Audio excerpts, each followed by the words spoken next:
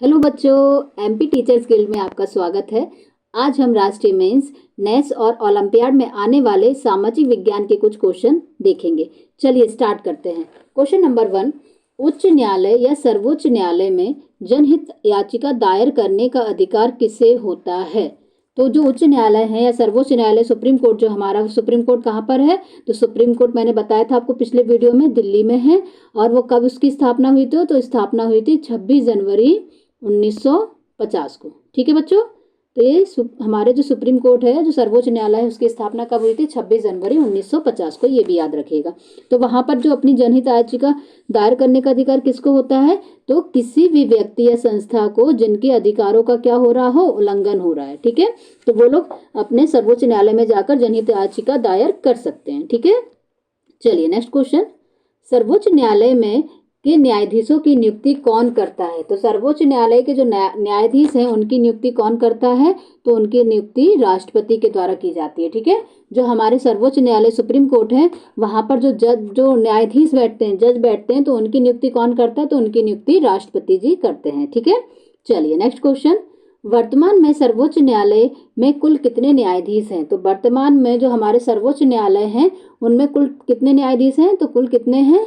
34 न्यायाधीश हैं। ठीक है बच्चों, तो कितने हमारे सर्वोच्च न्यायालय में कुल कितने न्यायाधीश हैं? टोटल 34 न्यायाधीश हैं। ठीक है बच्चों, चलिए नेक्स्ट क्वेश्चन। एक चीज और ध्यान रखना, ये तो सर्वोच्च न्यायालय है, ठीक है ना, सुप्रीम कोर्ट है। अगर पूछते हैं कि हाई कोर्ट जो है वो हमारे भारत में कितनी है, तो हाई कोर्ट जो है भारत में कितनी है? 25 है। ठीक है, समझ में आया? उच्च न्यायालय, उसे हिंदी में क्या कहते हैं? उच्च न्यायालय। तो उच्च न्यायालय अगर पूछते हैं कि उच्च न्यायालय कितने हैं हमारे पूरे भारत में, तो उच्च जो पूरे न्यायालय हैं वो हमारे भारत में 25 हैं। ठीक है, ये भी याद रखिएगा। चलिए नेक्स्ट क्वेश्चन। भारत के मुख्य न्यायाधीश किस अदालत के मुखिया होते हैं? तो भारत के जो मुख्य न्यायाधीश हैं वो कौन से अदालत के मुखिया होंगे? तो वह सर्वोच्च न्यायालय के मुखिया होते हैं। ठीक है, तो सर्वोच्च न्यायालय के मुखिया कौन होते हैं? जो मुख्य न्यायाधीश है। और हमारे भारत के मुख्य न्यायाधीश अभी वर्तमान में कौन है? तो मुख्य न्यायाधीश हमारे भारत के, तो हमारे भारत के मुख्य न्यायाधीश कौन है अभी वर्तमान में? तो ये भी याद रखिएगा। तो भारत के जो मुख्य न्यायाधीश हैं वो हैं वाई चंद्रचूड़। ठीक है, तो इस तरीके से उनका नाम भी याद रखना है। ठीक है, पूरा नाम है धनंजय वाई चंद्रचूड़। ठीक है, तो ये क्या है? Supreme justice of India. ठीक है ना, तो मुख्य न्यायाधीश, भारत के मुख्य न्यायाधीश का कहाँ है? तो सर्वोच्च न्यायालय में है। और उनका नाम क्या है? तो वर्तमान के जो मुख्य न्यायाधीश हैं वो वाई चंद्रचूड़ है। ठीक है, चलिए नेक्स्ट क्वेश्चन। मौलिक अधिकारों का संरक्षक कौन सा अधिकार है? तो जो हमें मौलिक अधिकार दिए थे, जो कि कौन से आर्टिकल में थे? तो आर्टिकल 12 से 35 तक के जो अधिकार है वो क्या है? मौलिक अधिकार। और मौलिक अधिकार क्या होते हैं?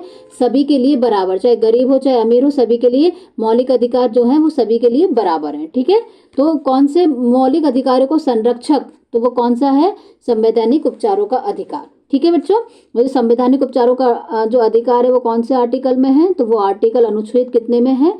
तो 32 में है। तो ये भी याद रखिएगा। ठीक है, तो अनुच्छेद 32 में क्या है? संवैधानिक उपचारों का अधिकार, जो कि क्या है? मौलिक अधिकारों का संरक्षक है। ठीक है, अगर हमें अपने मौलिक अधिकार नहीं मिल रहे हैं तो हम आर्टिकल 32 से उनको प्राप्त कर सकते हैं। ठीक है, चलिए नेक्स्ट क्वेश्चन। भारत में कुल कितने राष्ट्रीय पार्क हैं? तो भारत में कुल कितने राष्ट्रीय पार्क हैं? तो भारत में कुल 48 राष्ट्रीय पार्क हैं। ठीक है, चलिए नेक्स्ट क्वेश्चन। डोंगरिया कोंड नामक आदिवासी समुदाय का पवित्र पर्वत न्यामगिरी कहाँ पर स्थित है? तो न्यामगिरी कहाँ पर स्थित है?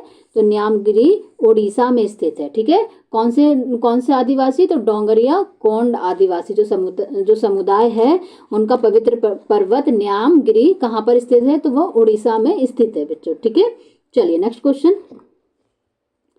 भारत की कुल आबादी में आदिवासी कितने प्रतिशत हैं? तो भारत की जो कुल आबादी में जो आदिवासी हैं, तो वो कितने प्रतिशत हैं? 8% हैं। ठीक है, जिसमें से मध्य प्रदेश में सर्वाधिक आदिवासी हैं। ठीक है, चलिए नेक्स्ट क्वेश्चन।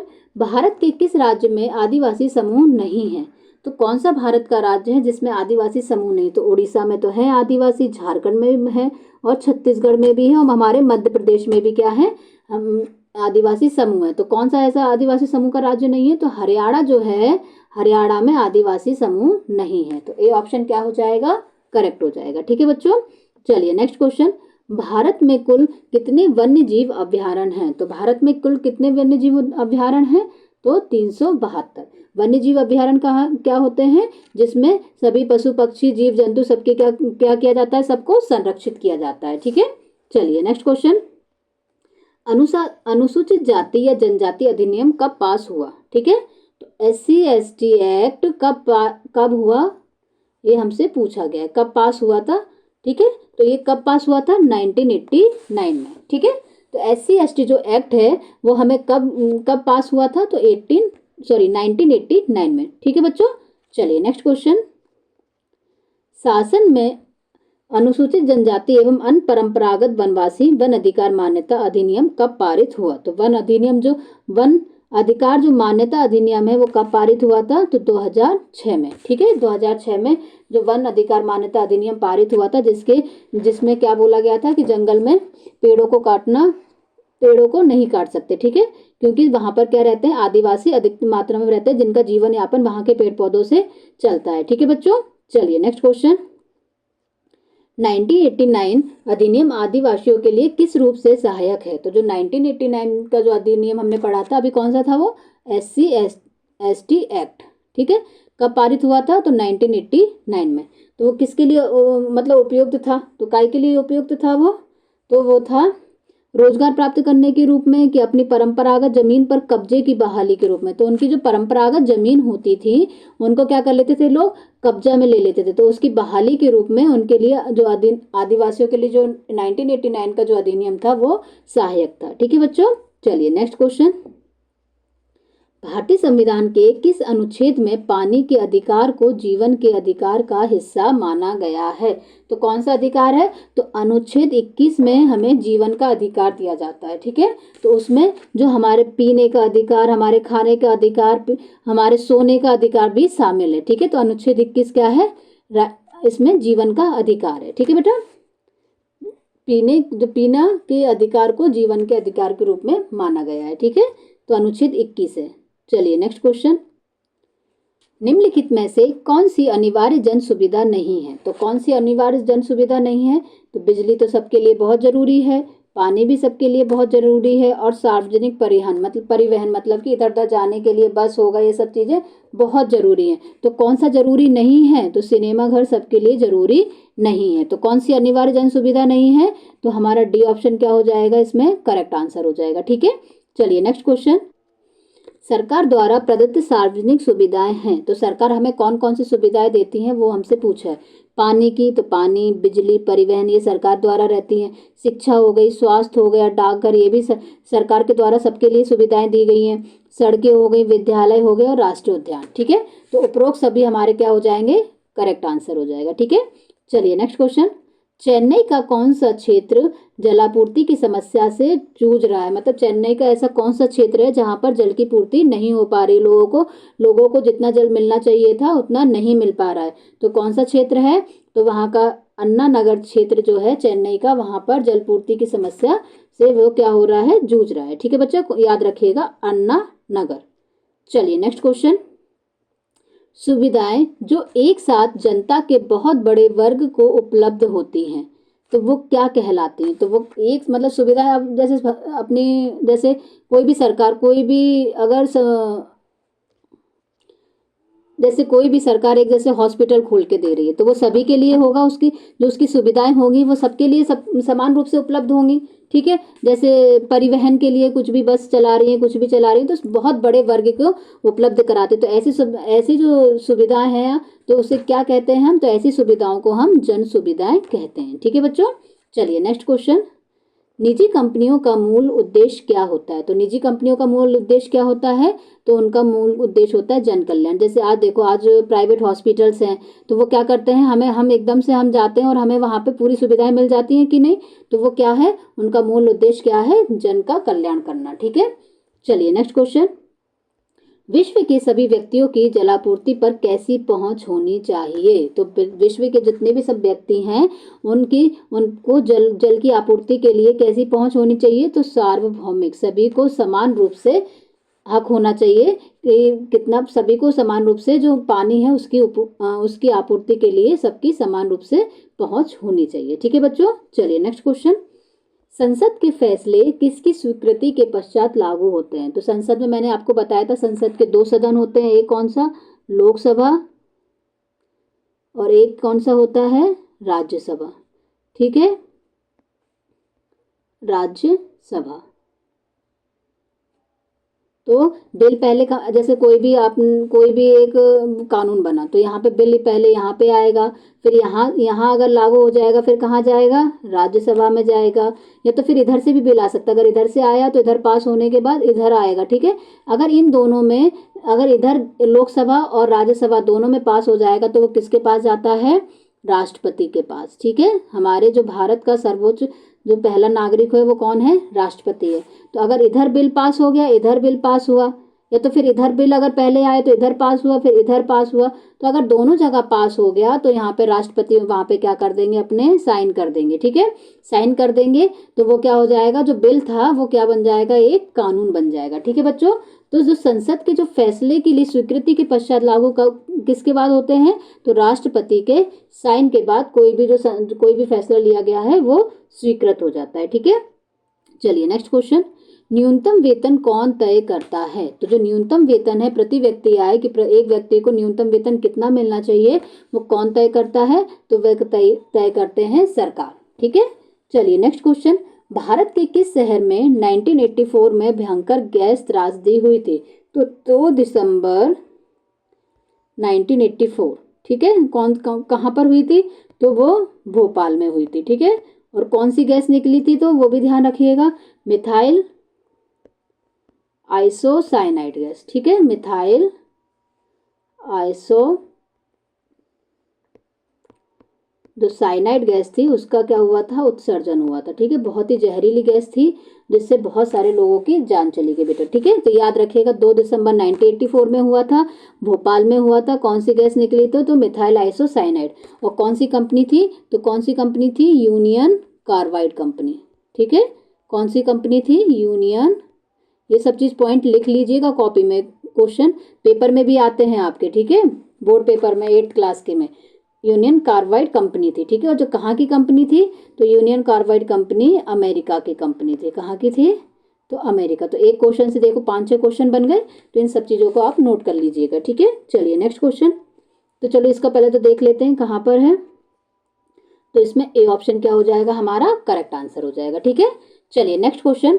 मंत्रिपरिषद पर किसका नियंत्रण होता है? तो जो मंत्रिपरिषद है उस पर किसका नियंत्रण होता है, तो लोकसभा का। ठीक है बच्चों, मंत्रिपरिषद पर किसका नियंत्रण होगा, तो मंत्रिपरिषद पर लोकसभा का नियंत्रण होता है। ठीक है, चलिए next question. Union carbide company किस देश की कंपनी थी? तो मैंने अभी आपको बताया कि यूनियन कार्बाइड जो कंपनी थी वो कहाँ की कंपनी थी, अमेरिका की कंपनी थी। ठीक है बच्चों, चलिए नेक्स्ट क्वेश्चन। किसी व्यक्ति से उसकी इच्छा के विरुद्ध काम लेना और बदले में उचित मेहनताना मजदूरी ना देना क्या कहलाता है? तो बेटा अगर कोई आप चाहते हो कि काम करो तो ही आप काम करोगे, अगर आप नहीं चाहते हो और तब भी लोग आपसे जबरदस्ती कोई काम करवाएं और क्या हो कि जो उनको जो मजदूरी है, जैसे दैनिक मजदूरी है 150 रुपये, जैसे माना अपन ने, अगर वो 150 भी नहीं दे रहे हैं और आपको जबरदस्ती काम करवा रहे हैं तो ये चीज़ क्या कहलाती है, तो ये चीज़ जो है वो शोषण कहलाती है। क्या कहलाती है, शोषण कहलाती है। ठीक है बच्चों, चलिए नेक्स्ट क्वेश्चन। निम्न में से पेटेंट के संबंध में उपयुक्त कथन है? तो पेटेंट क्या होता है, तो पेटेंट होता है किसी भी, देखो जैसे कोई भी विचार है, किसी भी विचार या किसी ने कुछ आविष्कार किया, जैसे कोई दवाई का आविष्कार किया है, किसी भी चीज़ का आविष्कार किया, जैसे आपने सोचा कि मैं कुछ अच्छा आविष्कार करता हूँ और आपने बनाती, जैसे कोरोना की, अभी कोरोना आया था ना, तो कोरोना की किसी ने भी दवाई बना दी, तो दवाई बना दी तो वो व्यक्ति क्या करेगा, वो पेटेंट लेगा, पेटेंट सरकार से पेटेंट ले लेगा। मतलब कि अब जो वो दवाई सिर्फ वही बेच सकता है, कोई दूसरी कंपनी उसको बनाकर नहीं बेच सकती। ठीक है, उसका विचार जो जैसा विचार है, उसके विचारों को उसने किसी को बताया तो वो अपने विचारों का क्या ले लेगा, पेटेंट ले लेगा, तो उसके विचार कोई दूसरे यूज नहीं कर पाएंगे। उसने कोई आविष्कार किया तो ऐसा नहीं कि उसने आविष्कार कर लिया और दूसरा उसका फायदा उठा के अपने अपने आप में वो कर रहा फायदा। नहीं, तो पेटेंट का मतलब क्या होता है कि किसी विचार अथवा आविष्कार पर एकमात्र अधिकार, जो उसका किसका अधिकार होगा, एकमात्र, किसी और दूसरे का उस पर हक नहीं होगा। ठीक है बच्चों, चलिए नेक्स्ट क्वेश्चन। प्राकृतिक संसाधनों का वितरण किस भौतिक कारक पर निर्भर करता है? तो प्राकृतिक जो संसाधन है उसका वितरण किस पर करेगा? तो वहाँ के भूभाग पे करेगा कि वहाँ की जो जमीन है, वहाँ की मिट्टी है, वहाँ का जो क्षेत्र है वो किस तरह का है। वहाँ की जलवायु पे करता है कि भैया कहाँ पे ठंडी जलवायु होगा तो वहाँ पे अलग वनस्पति होती हैं, जहाँ पर गर्म जलवायु होती है वहाँ पर अलग वनस्पति होती है। ठीक है, और वहाँ ऊंचाई कि वहाँ पर जो समुद्र तल से ऊंचाई कितनी है। तो प्राकृतिक संसाधनों का जो वितरण है कौन से भौतिक कारक पर निर्भर करता है? तो उपरोक्त सभी हो जाएगा। ठीक है बच्चों, तो इसका राइट ऑप्शन क्या हो जाएगा? डी। चलिए नेक्स्ट क्वेश्चन। अनवीनीकरणीय संसाधन का उदाहरण है। ठीक है, नवीनीकरणीय मतलब जो नवीनीकरणीय कौन से होते हैं? जैसे सूर्य का प्रकाश हमेशा हमको मिलता रहेगा। ठीक है, तो इसमें पूछ रहे हैं कि अनवीनीकरणीय संसाधन मतलब कि जो बहुत उससे मिलते हैं हमको। अनवीनीकरणीय मतलब कि जो बहुत जल्दी खत्म हो सकते हैं, जैसे पेट्रोलियम हो गया, प्राकृतिक गैस हो गई और कोयला। तो ये कौन से संसाधन है? अनवीनीकरणीय। तो डी ऑप्शन क्या हो जाएगा हमारा करेक्ट आंसर। और नवीनीकरणीय बोलेंगे तो कौन कौन से हो जाएगा? सौर ऊर्जा हो जाएगी, पवन ऊर्जा हो जाएगी, क्या हो जाएगी? नवीनीकरणीय, कभी खत्म नहीं होगी। ठीक है बच्चों, चलिए नेक्स्ट क्वेश्चन।